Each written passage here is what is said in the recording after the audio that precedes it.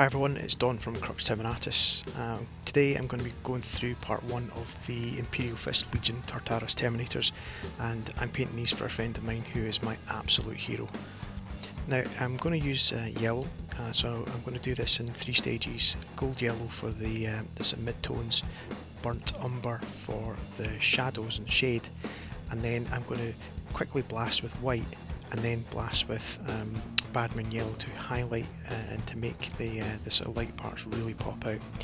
So the model from Forge World, lovely. If you've not seen these before, they're like little mini contemptor dreadnoughts. They're fantastic. Just make sure you've got plenty of time to paint these because they take an age. So we crack on, and just first and foremost we give just a base coat of the mid-tone, which is the golden yellow. And just make sure you cover up all your grey primer and you're good to go. If I'm being brutally honest, I actually thought, I wonder if I should just leave them the way they are just now, but you're never going to expand your knowledge if you keep doing the same thing again and again.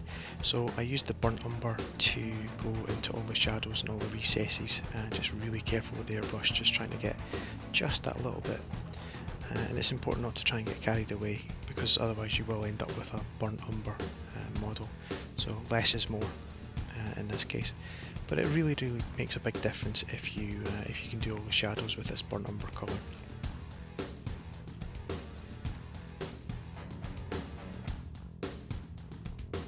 At this point I was still kind of making it up as I was going along. I always show you me doing it live. I never practice anything and come back to it, so I think I would have done slightly less of the umber if I'm being honest, but there you go, life goes. So what we're going to do now is I'm going to cover the highlighted areas, or the areas to be highlighted should I say, with white, and then I'm going to spray them with that yellow to try and make them pop.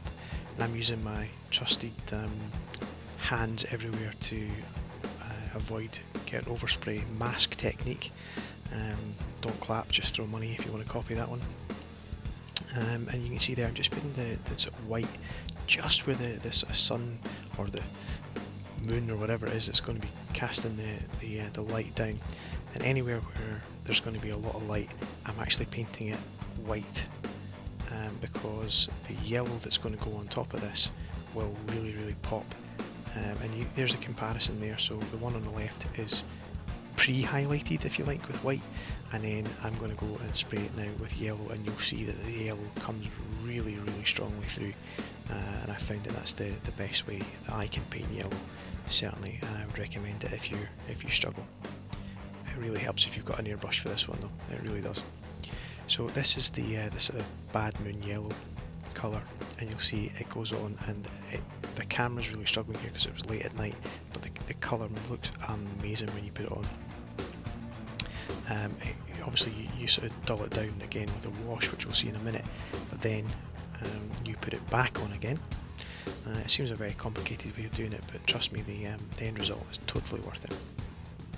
And that's really the key, that some things are just, they take a lot of time and a lot of effort, but they're going to be worth it in the end. I promise you the things will be worth it in the end.